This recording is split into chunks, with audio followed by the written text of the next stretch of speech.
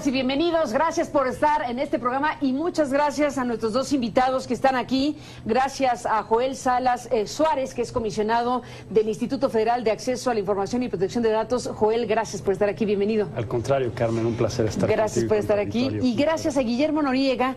Guillermo forma parte de, bueno, es director de Sonora Ciudadana y forma parte de esta Coordinación Nacional del Colectivo por la Transparencia en México. Gracias por estar aquí de nuevo. Carmen, un placer, muchas gracias. A los dos gracias. Y bueno, la razón de esta invitación tiene que ver con lo que se acaba de promulgar en México.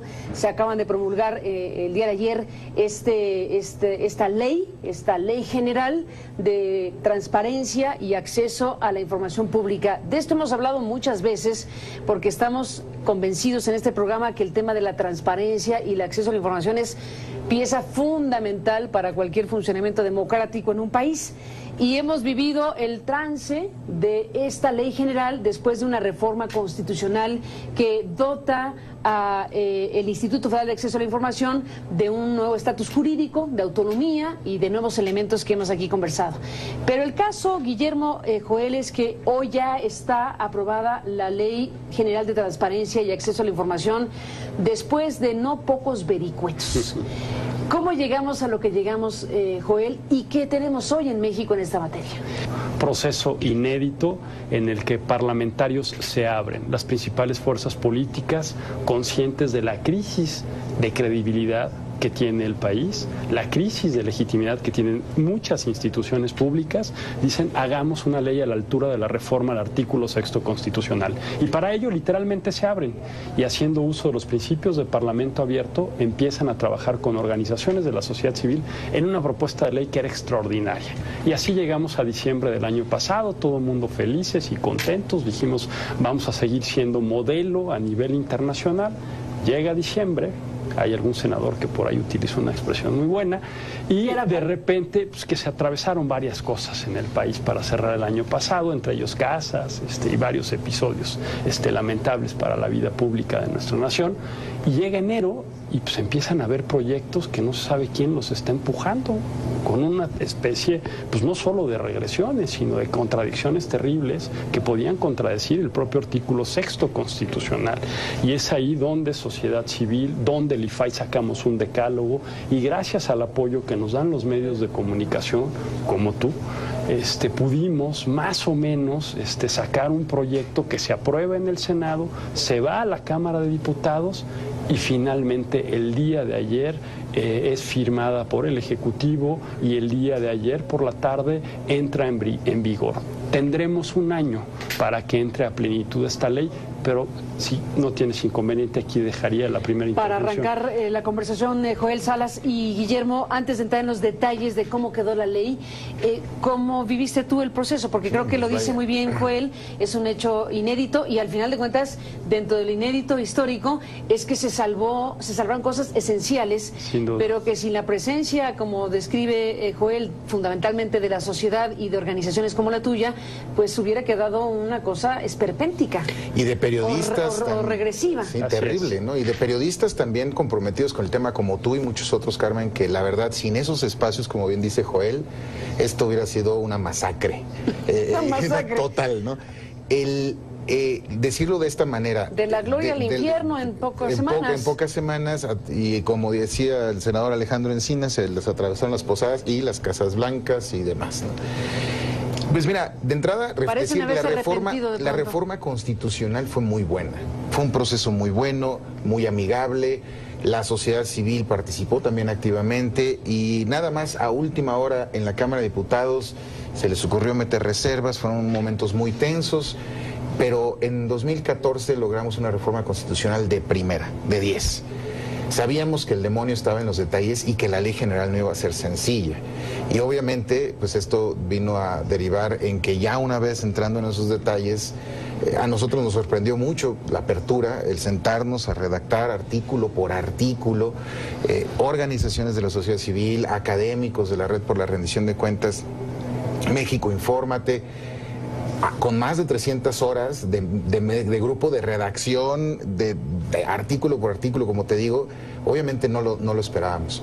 Obviamente llega diciembre, Se presenta la iniciativa ya con un par de defectos de inicio que nos llamó la atención, que de hecho hicimos un posicionamiento público en ese momento, pero diciembre pasó, llega enero y también estábamos en un dilema muy fuerte, ¿no? Estos documentos que empezaron a filtrar, pues no tenían ni padre, ni madre, ni nombre, ni autor, ¿no? Eran documentos, eran propuestas que veíamos del dice y debe decir, cómo estaban dinamitando prácticamente todos los avances que se estaban planteando. Y entonces no podíamos hacer box de sombra, decíamos, pues ¿cómo vamos a salir a pelear y combatir algo pues que no tiene un logo, que no tiene un sello, que no tiene un autor? ¿De quién es eso? ¿De quién es esto? Y entonces lo que sí pasó es que en las redes, los medios y demás empezó a generar presión suficiente como para que, pues digamos, Consejería Jurídica de Presidencia dijera, pues sí, es de por acá, sentémonos a platicarlo, lo discutimos, nos dimos cuenta que, como repito, decía Juan Pardinas, querían matar moscas a bazucazos, por decirlo de manera menos fea, ¿no? Y la verdad, el proceso da un aprendizaje muy importante, Carmen. La sociedad civil puede ganar.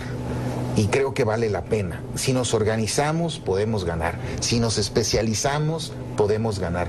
Si hacemos política desde la trinchera ciudadana, todavía podemos ganar. Y podemos ganar cosas. Y creo que vale la pena, en un contexto nacional como el que está, creo que vale la pena insistir y subrayarlo. Es indispensable, Guillermo, lo que dices, indispensable. Joel, por los minutos que tenemos esta noche, ¿qué destacarías como lo más relevante que hoy tiene esta ley general, ya de la mano, ya promulgada, de la constitucional? Tres cosas. La primera, la construcción del Sistema Nacional de Transparencia. Esto hará que el derecho de acceso a la información se ejerza de manera similar en todo el territorio nacional. Segundo, el aumento de las obligaciones de oficio. Pasamos de 17 a 48, ¿y eso qué quiere decir? Que mucha información que antes se tenía que solicitarse, que se tenía que ir hacia recursos de revisión, ya va a estar disponible para que la ciudadanía meta la mano al gobierno, meta la mano al legislativo, meta la mano al judicial y ejerza de verdad un control democrático que urge en este país.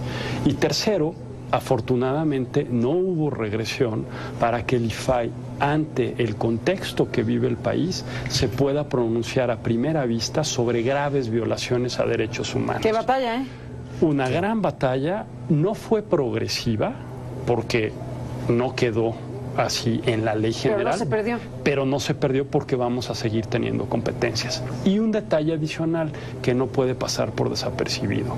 Está ya también en el Congreso la reforma que va a generar el Sistema Nacional Anticorrupción. Tiene que pasar por los congresos estatales y creo que si hay armonía y quedan bien redactadas las leyes que habrán de normar este sistema, se pueden regular cosas que no quedaron en la Ley de Transparencia, como hacer públicas las declaraciones patrimoniales y hacer públicas las declaraciones de interés, para que luego no digan que hay intereses encontrados entre actores y que no fueron declarados previamente. Déjenme, Guillermo, Joel, hacer una pausa y regresamos en esta conversación una vez promulgada la Ley General de Transparencia y Acceso a la Información Pública. Volvemos en un momento.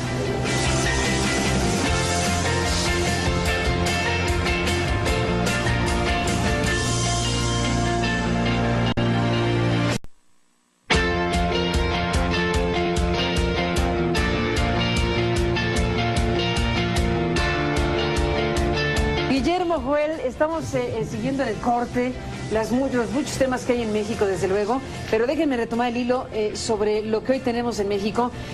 Bueno, desde luego es mucho mejor lo que hoy se tiene a lo que se pudo haber perdido, como decíamos, en el camino. Sin embargo, déjenme detener en las partes en donde no quedó muy feliz mucha gente, algunas cuestiones que esta ley no logró resolver bien, y creo que también vale mucho la pena, Guillermo, que nos refiramos a ello. ¿Qué partes no quedaron contempladas y qué partes que sí están contempladas preocupan a varios? Pues bueno, mira, vale la pena decir que más que... hay una cosa sencilla, no hay regresiones como tal, y eso es importante decirlo. Ese es un gran triunfo. En muchos planos no hay avances, en otros planos no hay claridad. Es decir, por ejemplo, la prevalencia de la ley... no avance casi es un triunfo en este contexto. En el contexto nacional... En el contexto en que estaba el asunto, el que no haya regresión... Es que no hay regresión, eso ya es ganancia. Es la ganancia, ¿no? El punto es, por ejemplo, la prevalencia de la ley. Es algo que por más que se dice y se insiste, hay quienes están incómodos con esta parte, y tiene que ver con que en materia energética la reforma, la ley general señala que pues se tendrán sus propios procedimientos y se tendrán es decir, refiere en materia energética a las legislaciones especializadas en esa materia. Aunque establece en la misma legislación que la ley que va a prevalecer en esto es la ley general, pero genera una confusión determinada. Y creo que eso pudiese preocupar, y preocupa más bien a muchas personas, sobre todo por la gran cantidad de recursos y la gran cantidad de temas que se vienen en futuro con cogeneración de energía y demás. Totalmente. Efectivamente, en el proceso legislativo quedaron algunos artículos que se pueden prestar a malas interpretaciones, y uno fundamental es el de la prevalencia de la ley. A mí me hubiese gustado que el titular del Ejecutivo hubiese mandado un claro mensaje a todas las dependencias y entidades del Ejecutivo Federal para decir con mucha precisión que en materia de transparencia era la ley general la que iba a predominar sobre las otras. Y en ese momento simbólico, porque ojo, no fue un evento solo del Ejecutivo Federal, no. Fue un evento del Estado mexicano. El Estado mexicano con esta ley tiene que modificar por completo sus parámetros de comportamiento. Y ahora el gran desafío del IFAI es hacer que permeen sus prácticas cotidianas de todas las instituciones públicas, pero este tipo de eventos, cuando hay una clara instrucción de los titulares o representantes de los poderes, no son muy útiles. Y son de las cosas que yo extrañé el día de ayer, que hubiera mensajes mucho más claros del Ejecutivo, del Judicial, sobre cómo ellos que encabezan estos poderes daban un pleno respaldo, y que no quedara ninguna duda sobre la importancia y cómo iba a prevalecer esta ley. Fíjate, yo creo que yo voy a tener pesadillas durante un tiempo por el evento de ayer, por varias razones. ¿Pesadillas? Sí, ¿por qué? Digamos, estábamos frente a una serie de personajes, ¿no? Me tocó enfrente César Camacho Quirós, el señor de los relojes, estaba a un lado Luis Videgaray, el señor de la Casa de Malinalco, estaba el señor presidente, y estaban es decir, yo sí me preguntaba de qué manera mandas la señal de que en un evento sobre la nueva Ley General de Transparencia tenemos personajes que han sido cuestionados de una manera tan ruda, ¿no? En el presidium, ¿no? Y bueno, en general yo hubiera esperado que el evento del día de ayer fuese un evento mucho más abierto, por lo mismo, que hubiese mucho menos político y mucho más actor. Entiendo que el Estado mexicano en su conjunto tiene que, pues presenta la Ley General de Transparencia, pero sí hizo falta, digamos, pues una señal más contundente, una instrucción más directa al gabinete. Estaba el gabinete también ahí, hubiera sido interesante que se dijera: vamos a hacer una pausa en el camino, señores, y vamos a cambiar cierto tipo de cosas.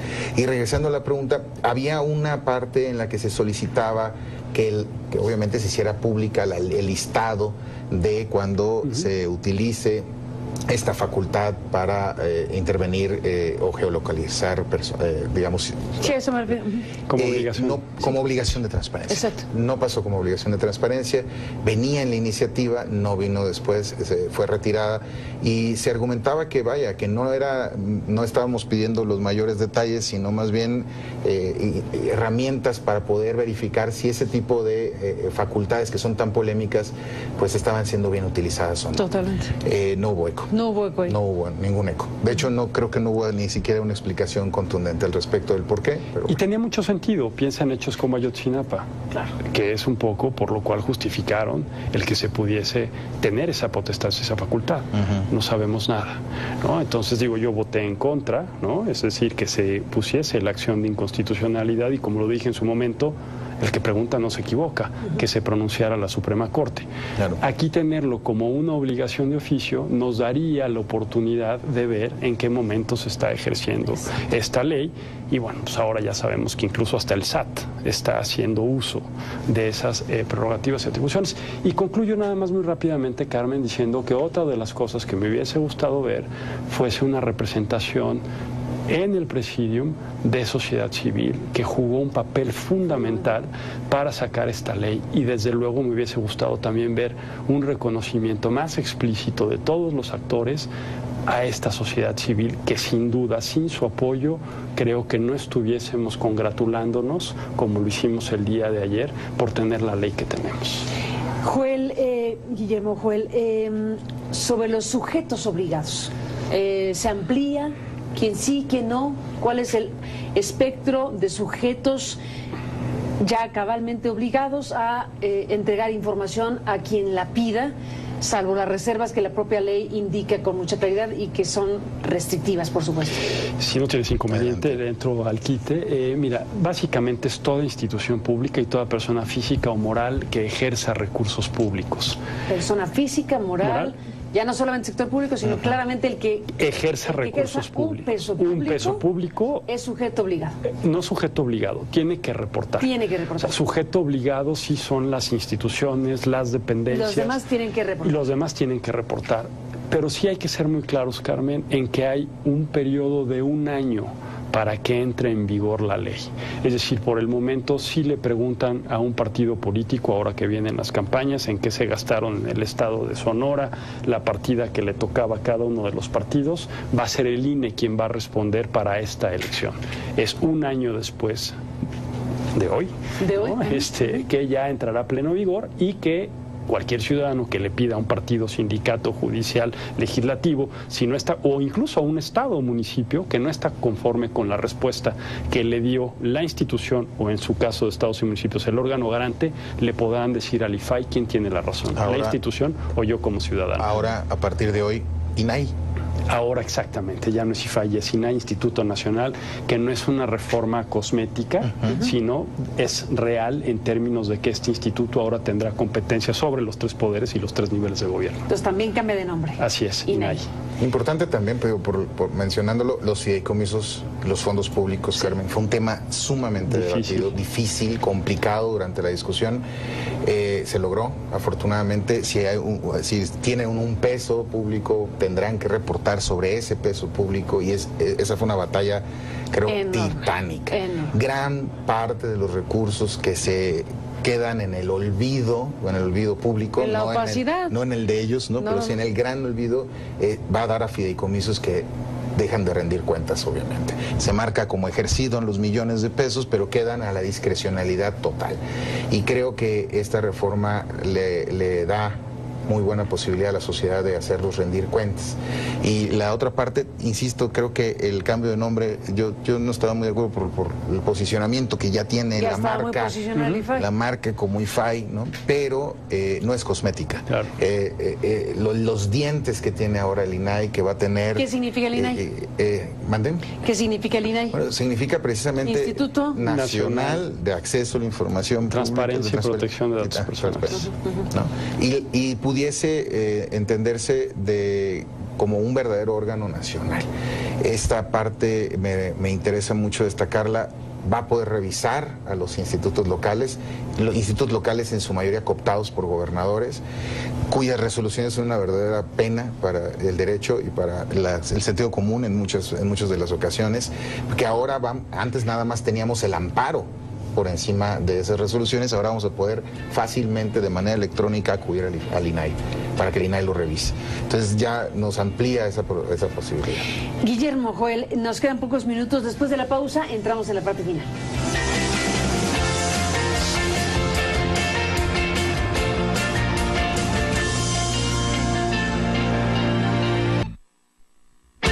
Entramos en la parte final, regresamos hablando del INAI en México. Volvemos.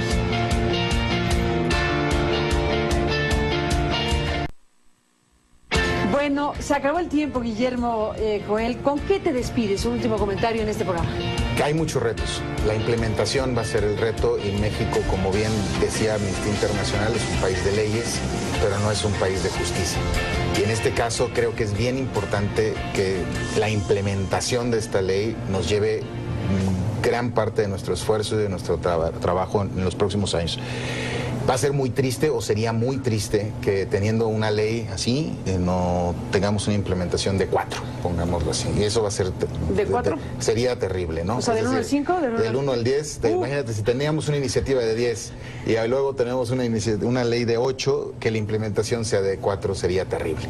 Por eso sí es importante que los estados homologuen sus legislaciones de manera positiva y que se logre la apropiación del derecho.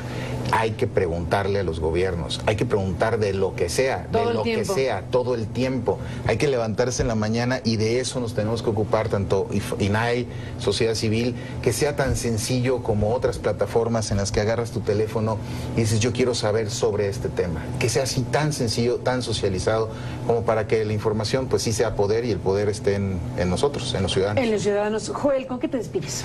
Ayer fue un evento simbólico y real importante. Existe con esta ley la posibilidad de que cambie por completo la relación autoridad-ciudadanía. No va a ser fácil, los ciudadanos tienen que hacer su parte, el INAI está listo para asumir a plenitud el mandato que tiene, pero si no hay ciudadanía activa que esté dispuesta a controlar a sus autoridades, esta brecha en la implementación que señala Guillermo puede suceder. Otro actor fundamental para esto son ustedes, Carmen, los periodistas. Van a tener oportunidad de preguntarle en qué se gasta el legislativo la cantidad de recursos que erogan, en qué se lo gasta el judicial. Y seamos realistas, la federación de una manera u otra va caminando, aunque no hay bemoles últimamente, pero el gran problema de fondo está en los municipios, está en los estados. Muchas veces es imposible saber incluso la nómina que se gasta un ayuntamiento. Para ello es fundamental que la ciudadanía se apropie y que deje de ser solo el 6% quien ejerce este derecho y que pasemos al 15, al 20%, que la democracia se ejerza cotidianamente a través del derecho de acceso a la información. ¿Piensan, Joel, como parte de este organismo del Estado, los comisionados hacer algo en particular para incentivar que la gente pregunte, para que se apropie de esto? Porque claro, decirlo está bien, pero también hay que hacer cosas para que la gente entienda que es suyo el derecho y que lo tiene que ejercer cuando quiera, a la hora que quiera y por lo que quiera. Dos cosas muy rápidamente. La primera es que generamos un nuevo sistema de evaluación al desempeño. Tienen que saber exactamente qué estamos haciendo en el IFAI y que la ciudadanía empiece por controlarnos a nosotros. Y dos, tenemos que salir y vamos y estamos saliendo a la calle. Que sepan exactamente qué es el INAI y cómo le puede servir. ¿Qué vamos a hacer? Alguien quiere hacer una pregunta y nos va a poder llamar por teléfono. Que se siente y se sepa que es fácil.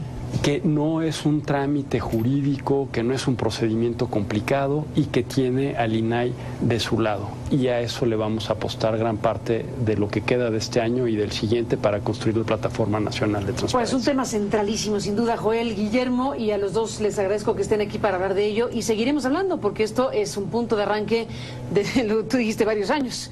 Es un tema que también requiere un cambio cultural, entre otras cosas, en términos de las instituciones y de la propia sociedad mexicana. Gracias por estar aquí a los dos para hablar de ello. Muchas gracias. Gracias a ti, Carmen, y tu auditorio. Gracias. Y a usted que nos permitió acompañarle. Pásela bien. Le esperamos mañana. Buenas noches.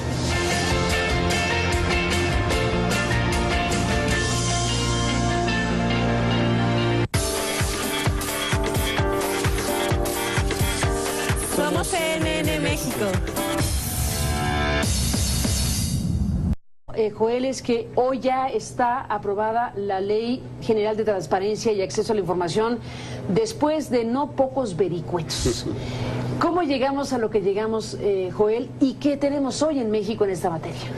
Proceso inédito en el que parlamentarios se abren, las principales fuerzas políticas conscientes de la crisis de credibilidad que tiene el país, la crisis de legitimidad que tienen muchas instituciones públicas, dicen hagamos una ley a la altura de la reforma al artículo 6º constitucional. Y para ello literalmente se abren y haciendo uso de los principios de parlamento abierto empiezan a trabajar con organizaciones de la sociedad civil en una propuesta de ley que era extraordinaria. Y así llegamos a diciembre del año pasado, todo el mundo felices y contentos, dijimos vamos a seguir siendo modelo a nivel internacional. De ayer por la tarde entra en vigor. Tendremos un año para que entre a plenitud esta ley, pero si no tienes inconveniente, aquí dejaría la primera intervención. Para arrancar la conversación, Joel Salas y Guillermo, antes de entrar en los detalles de cómo quedó la ley, ¿cómo viviste tú el proceso? Porque creo que lo dice muy bien Joel, es un hecho inédito y al final de cuentas, dentro del inédito histórico, es que se salvaron cosas esenciales, pero que sin la presencia, como describe Joel, fundamentalmente de la sociedad y de organizaciones como la tuya, pues hubiera quedado una cosa esperpéntica. Y de periodistas o regresiva. Sí, terrible, ¿no? Y de periodistas también comprometidos con el tema como tú y muchos otros, Carmen, que la verdad, sin esos espacios, como bien dice Joel, esto hubiera sido una masacre. Una masacre. Total, ¿no?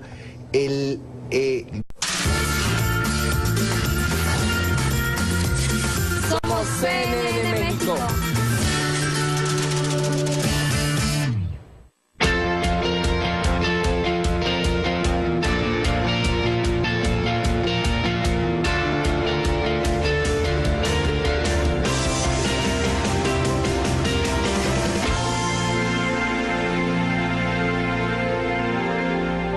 Bienvenidas y bienvenidos, gracias por estar en este programa y muchas gracias a nuestros dos invitados que están aquí. Gracias a Joel Salas Suárez, que es comisionado del Instituto Federal de Acceso a la Información y Protección de Datos. Joel, gracias por estar aquí, bienvenido. Al contrario, Carmen, un placer estar aquí. Gracias por estar aquí y gracias a Guillermo Noriega.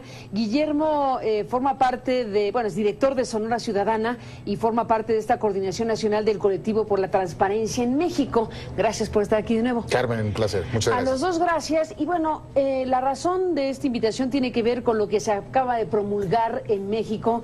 Se acaban de promulgar el día de ayer esta ley general de transparencia y acceso a la información pública. De esto hemos hablado muchas veces porque estamos convencidos en este programa que el tema de la transparencia y el acceso a la información es pieza fundamental para cualquier funcionamiento democrático en un país. Y hemos vivido el trance de esta ley general después de una reforma constitucional que dota a el Instituto Federal de Acceso a la Información de un nuevo estatus jurídico, de autonomía y de nuevos elementos que hemos aquí conversado. Pero el caso, Guillermo... Llega diciembre, hay algún senador que por ahí utiliza una expresión muy buena, y de repente pues, que se atravesaron varias cosas en el país para cerrar el año pasado, entre ellos casas y varios episodios lamentables para la vida pública de nuestra nación, y llega enero y pues empiezan a haber proyectos que no se sabe quién los está empujando, con una especie, pues no solo de regresiones, sino de contradicciones terribles que podían contradecir el propio artículo 6º constitucional. Y es ahí donde sociedad civil, donde el IFAI sacamos un decálogo, y gracias al apoyo que nos dan los medios de comunicación, como tú, pudimos más o menos sacar un proyecto que se aprueba en el Senado, se va a la Cámara de Diputados y finalmente el día de ayer es firmada por el Ejecutivo y el día